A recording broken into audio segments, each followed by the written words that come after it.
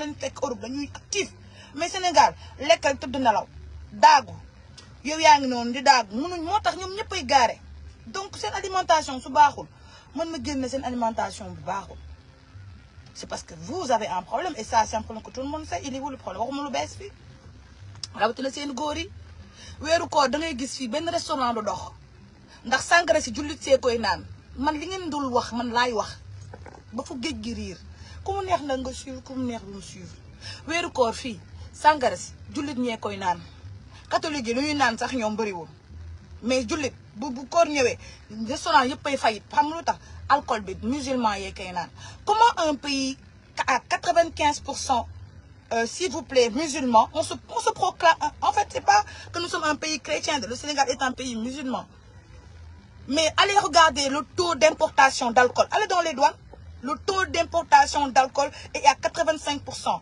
Ce Sénégal importe est le pays le plus importateur de l'alcool après le Cameroun waxuma ko statistiques yi ci internet bi la ne dam leen ngeen xool ko yéen sundum jullit leen yéen ay jullit ngeen yéen sundum yéen a ngi naan yéen sundum yéen a ngi ci sàngara si yéen sundum yéen a ngi ci cigarette si yéen sundum yéen a ngi ci nu mu tudd jumbo bi yéen sundum yéen a ngi ci diwlin bi yéen sundum yéen a ngi ci ceeb bi amidon bi nekk ci ceeb bi yéen sundum ci stress yéen sundum ci problème mais lii moo tax ngeen tële parce que man tey ku bëgg am tey ku fi bëgg nekk milliardaire xam nga lu ma lay conseiller ubbil boutique di jaay ay produits de puissance sexuelle tey boo doon jaay produit puissance sexuelle wallaahi une semaine nga am million une semaine nga am million merci une semaine tu touches le million si tu vends à des produits aphrodisiaques en une semaine tu touches le million une semaine tu touches le million allez sur YouTube il y a tellement de vendeurs ay sow borom doole ay delloowaat sa kattan ay 0 midi ay 1 heure de temps ay la paix ay atoté mais loolu lu ko waral vous savez quand vous êtes dans le commerce vous devez comprendre la logique il y a une loi et la loi elle s'appelle l'offre et la demande c'est la loi de l'offre et la demande il y a pas d'offre s'il y a pas de demande c'est clair il y a pas d'offre s'il y a pas de demande si les gens n'en ont pas besoin on n'en verrait pas fréquemment à chaque bout de rue tu vois un gars qui installe une cantine et qui vend des produits aphrodisiaques et c'est la plupart des hommes qui achètent et vous voulez que je me taise sur ça je me tais pas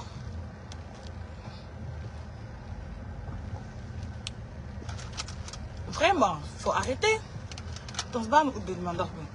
donc quand je vous parle c'est par rapport à votre santé moi nous chez nous on n'a pas cette culture de manger du riz tout le temps je vous ai dit moi ma mère elle est malienne donc chez nous on mange des plats qui sont très diversifiés du Mali hier on a mangé du mboroxe chez nous on mange des plats qui sont très sains à base d'huile de palme la plupart du temps nos plats que ma mère fait les plats que ma mère fait ou concocte c'est à base d'huile de palme ñun duñu lekk ceeb lu bari parce que c'est pas de notre entre guillemets de notre origine moi je suis trop habituée à la nourriture malienne et je mange que ça donc vous allez voir dans 10 ans je serai toujours la même je vais pas vieillir moi c'est vous allez vieillir vite avec vos amidons et vos diwlin la cholestérol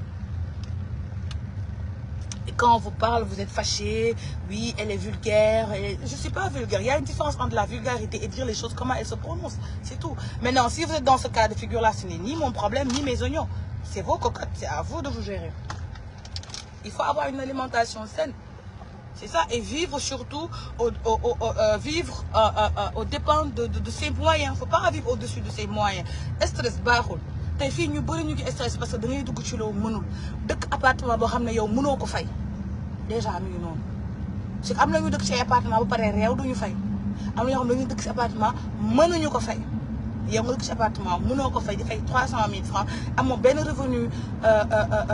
revenu mensuel t'as aucun revenu mensuel c'est toi qui vis dans un appartement parce que tu veux pas vivre dans chez ta mère ou chez tes parents puis il y a tellement de choses dans la société que les gens se mettent dans des problèmes tout seuls après vous êtes stressés et vous faites des choses qui sont voilà donc quand je discute sur ça c'est parce que j'ai des raisons de dire qu'au Sénégal tous les hommes ont des impuissances problèmes aphrodisiaques sexuels c'est simple donc j'ai vu ma vidéo être virale sur TikTok tout le monde a repris la vidéo patati patata mais je dis la vérité Après, la vérité, elle blesse. Sénégalais, beaucoup mieux de quand tu leur dis la vérité, ils sont fâchés. Ils disent que tu es impoli, tu n'as pas d'éducation. Or, l'éducation, justement, c'est dire les choses telles qu'elles sont. Bon, après, chacun a sa vision des choses. Hein. Et ce que je vous dis, moi, vraiment, ne perdez pas votre temps dans votre vie. Dans la vie, il faut avoir des objectifs bien déterminés, bien calés, savoir ce que l'on veut et se dire que c'est pas à Jean et à Paul, c'est à vous de réaliser vos affaires, c'est à vous de vous réaliser. Moi, je vous répète et je vous le répète, il y a des gens qui m'ont écrit que Nabou, tu n'es pas la seule personne à avoir ci, à avoir ça, il faut être modeste. Mais la modestie, c'est pour les faibles. What the fuck? How can I be humble? How can I be humble? I'm not humble. I'm gonna never be humble. Je suis pas humble. Et après, il est où le problème? Ça vient pas de vous. Ça vient pas de vous, ça vient d'Allah. Si je suis pas humble, vous pensez que je suis pas humble, c'est parce que vous, à votre niveau, vous avez un problème. Vous avez un problème de différenciation. Vous savez pas différencier quelqu'un qui est humble et quelqu'un qui motive les gens. On voit pas beaucoup de jeunes faire ce que moi je fais.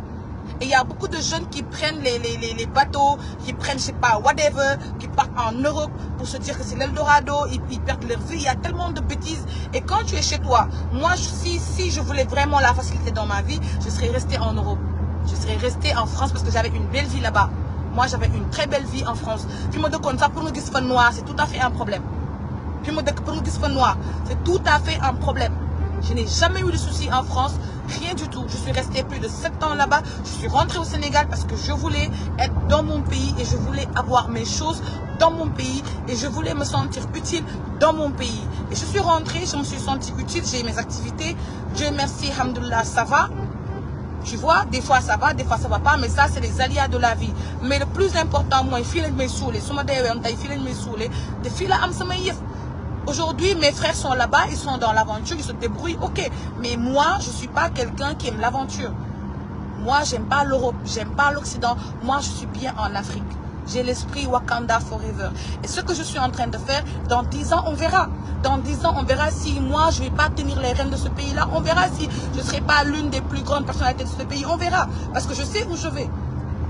Je sais où je vais. Si à 24 ans, j'ai pu mettre ma mère dans une maison, et pas n'importe lesquels, pas une baraque que j'ai pris, je ne sais pas dans quelle forêt du fin fond du Sénégal, ici dans la capitale où un terrain coûte plus de 75 millions, à ma sueur, sachant que ce n'est pas un prêt bancaire, personne ne m'a aidé, moi-même j'ai fait comme ça, je suis fière de le dire et je vais le répéter jusqu'à ce que vos oreilles soient trouées de ce que j'ai fait pour ma mère, parce que c'est ce que tout le monde devrait faire. C'est ça en fait le challenge, mais ce n'est pas rester derrière vos écrans à critiquer la personne, à dénigrer pour rien. Qu'on me dénigre ou pas, je suis ce que je suis et je serai ce que je serai et je resterai ce que je suis. Rien ne va changer. Rien, absolument rien. Rien du tout. C'est à vous de changer vos vies, c'est à vous d'avoir le courage, surtout aux femmes, c'est à vous de vous dire que vous êtes pas inutile en fait. Et refusez d'être inutile. Au lieu de parler de la vie des gens, que tu n'es pas humble, moi j'ai ci. Mais si tu as ça, c'est où mon problème? Des immeubles, j'en ai rien à foutre moi j'ai l'essentiel, j'ai des actifs qui sont aujourd'hui pour moi l'essentiel de ma vie et ça s'arrête là. J'ai un endroit où je travaille qui m'appartient, j'ai un endroit où je dors qui m'appartient, j'ai une voiture qui m'appartient. Pour moi c'est l'essentiel, c'est comme ça. Le reste c'est juste un surplus, c'est juste voilà, après des plaisirs que je veux faire, mais l'essentiel dans la vie c'est d'avoir une activité rentable, un toit où dormir, une voiture pour se déplacer et le reste ça vient tout seul. Voilà, surtout quand on a des enfants et une famille, ça vient vraiment, c'est top. Après quand je vous parle, c'est pour vous, c'est pas pour moi. Moi j'en ai rien à foutre. Il faut vraiment une gomme sen bop. Et comme ce bop, c'est pas juste l'écrire sur le commentaire, c'est vraiment te dire, écoute, qu'est-ce que je fais de ma vie, qu'est-ce que je veux devenir, comment je vais faire pour y arriver. C'est ça. C'est ça. Parce que dès que derrière tes parents, ça ne sert à rien du tout. Vos parents sont en vie. Donc c'est maintenant qu'ils doivent profiter de leurs enfants. C'est maintenant qu'ils doivent profiter de vous. C'est maintenant que vous devez les terrer. Ce n'est pas quand ta mère et ton père seront morts que tu vas venir faire le grand. Non. Ça y est, il faut le lek sa ñak. Qui pour am chance, ndayam lek ñakam rek wala sa baye lek sa ñak rek. Koku tekki nga. Lolu moy tekki. C'est pas évident. Voilà. Je suis en train d'aller chez moi. Je suis en train d'aller chez moi. Je suis dans le péas. Attendez, damay confirmer benn Orange Money rek 2 minutes minimum. Pour la maison quoi. Sinon je vais être en retard. Il dit mani yok ñu jom waxal. Mais c'est ça en fait, c'est ça. C'est pas que damay wax loolu pour vous rabaisser. Je vous rabaisse pas. Si je vous rabaissais, billahi j'allais pas raconter ce que je vis. Moi j'ai une vie. Donc fais attention. Oto bi kenn xamul lu muy daw nii. Tu vois, si je vous rabaissais wala su ma bëggoon jaay lu amul et tout, j'allais jamais raconter ce que je vis. Vous pensez que ce que je raconte tous les jours de ma vie privée, ça me fait plaisir? Non, je vous le dis pour vous montrer que ak loo leen ma fan ak loo leen ma bëgg ak loo leen bëgg nduroog man, j'ai une vie comme la vôtre. En fin de compte, nous sommes pareils. Yéen a ma tane sax. Moi, quand je vois une femme être dans son foyer pendant 10 ans, 15 ans, moi, je suis fascinée. Je me suis dit, mais attends, elle a du cran. C'est pas évident. Moi, j'arrive même pas à tenir 1 an. Limite, je tiens 1 an. Après, bon, bref. Après, chacun aille comme il est, tu vois. Donc, si je vous dis ça, ça veut dire que au-delà du nom, au-delà de la personnalité, au-delà de la personne, au-delà du fait que je suis célèbre, tout ce que vous voulez, au-delà de tout ce que vous voyez en moi et vous m'enviez, je suis comme vous. J'ai des problèmes. Il m'arrive des dada. On me raptale.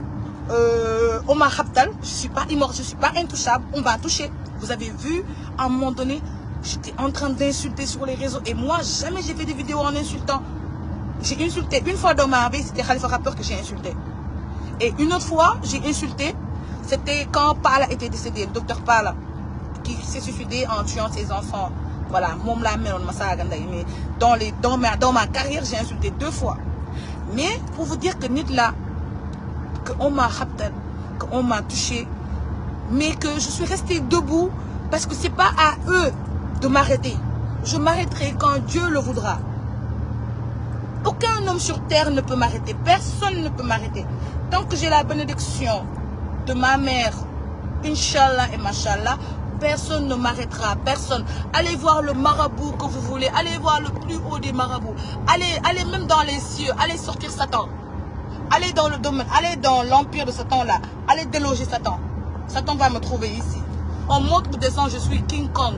Je suis le King Kong des réseaux sociaux. C'est moi. En monte ou descend, c'est moi qui contrôle. Vous n'allez rien faire. Vous savez pourquoi? Parce que j'ai la bénédiction de ma mère. Vous savez la bénédiction d'une maman, c'est quoi? Quand ta maman te prend dans les mains et prie pour toi jusqu'à pleurer. Quand ta maman se réveille à 4 heures du matin pour pleurer pour toi. Pour pleurer pour que tes portes s'ouvrent. Pour demander au Dieu que ma fille soit protégée. Vous savez c'est quoi une mère?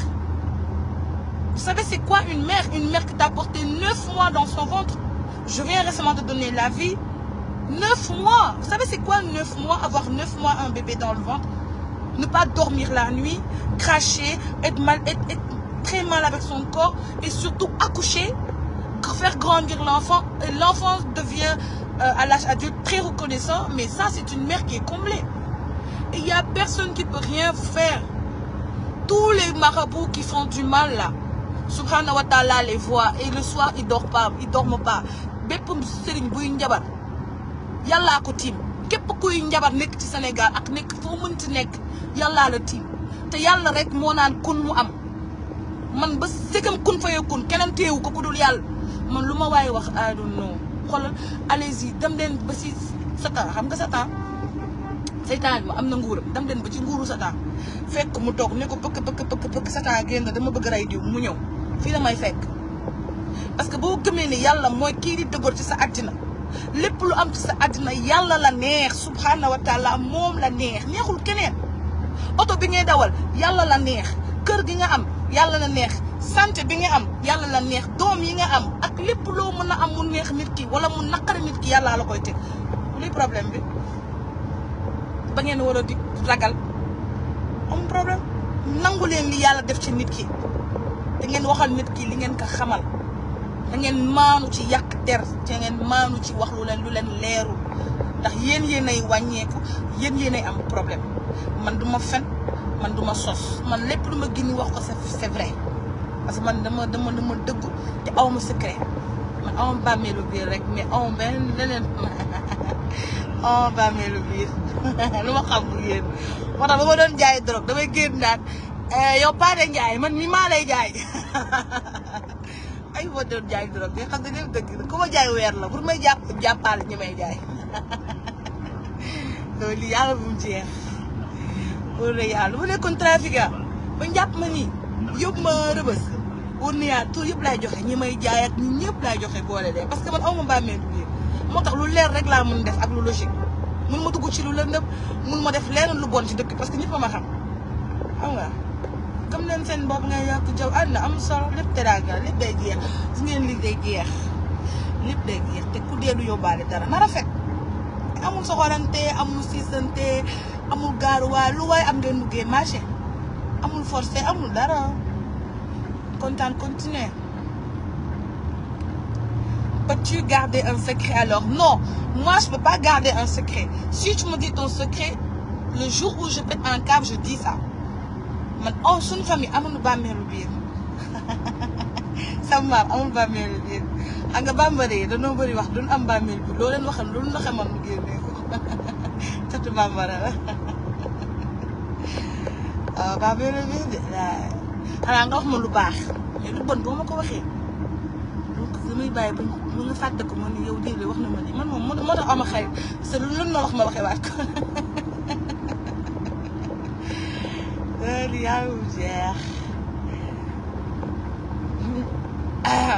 avis à bon entendeur na bu à tout dire ah oui mais am ma xarit képp ku xarit ak man loo ma wax ko loo ma wax sa vie privée du ma ko waxee moom mais boo jëmee nit ki wala nga xam ci yëfu jàmbur bu nu xullooy ma wax ko man moom yàlla dafa def damaa honnête sama sincère ma nekk sincère maag passoire doyam parce que lu dugg génnaat man du ma téye dara ay secret jàmboo nii du ma ko téye dama koy génneewaat nag bu la yebee nag bu la yeboo nag nga def lu jàmm dox ci jàmm ay yu bon moom bu ma ko déggee dama koy génneewaat parce que man du ma bëgg di garder sama yaram ay information yu négatif baaxul day wàññi sama bayre bayre bukki laa am te bayre bukki boo ko amee waroo téye ay secret jàmm il faut nga koy génn lu la wax nga waxaat ko ok wala nabu awul lii yàlla bu jeex. Je vais vous montrer les travaux là on est en train d'avancer on est bientôt arrivé moo tax ma garder ko ba nii nañuy virtuellement amitié rek kon waa umu xeer yi moo tax gisoo man aw ma xarit est-ce que seetlu ngeen moom mosuma am xarit te képp ku ma jege am nga naqar parce que bu affaire yi yàqoo dana lay génn wax lu ma la xamal yëpp man noonu laa mel te ñoom du nu ma waxal parce que xamaluñ ma man du ma def kat man wax kat laa mais du ma def kat I'm a talking woman but not am acting woman I'm not acting I'm talking li yàlla bu jeex xanaa tu es en voyage non je suis en train d'aller dans ma maison dans mes maisons di xale yi bu ñu dégg xale yi dégg naa nee nañ kan mooy am kër di ko wane ah ku am kër doo ko wane boo ko wane mu say sœur nu ñu amee courage nit da ngay am kër loo am da nga koy wane àdduna teraanga bët boo deewee nu ne na gisoon nañ këram mais da ngay am kër nga dee nu ne amul dara su ne sa mbokk yi bu ñuy miiraas xam nañ lu ñuy miiraas yi mag waaw teraangay àdduna bët loo xamul kan day jeex loo romb na neex cat daal bu nu mënuloon dara dee nañ waaye si gëm cat dafa bokk si ñun nan ànd ak moom rek di dem loolu yàgg naa ne man cat moom bu génnee ci man damay wayari da nekk ci man rek ñu ànd di juga ka daanu chariot c'est perte de temps mon ami c'est mon travail vous êtes pas sérieuse moi je vais te marier possible ou pas Kalidou Barry moi je suis pas encore divorcée hein donc il faut patienter tous les gens qui veulent me marier là patienter je vais pas attendre 40 ans finalement je vais me marier bientôt encore mais attendez j'ai pas encore fini ce mariage là il reste encore des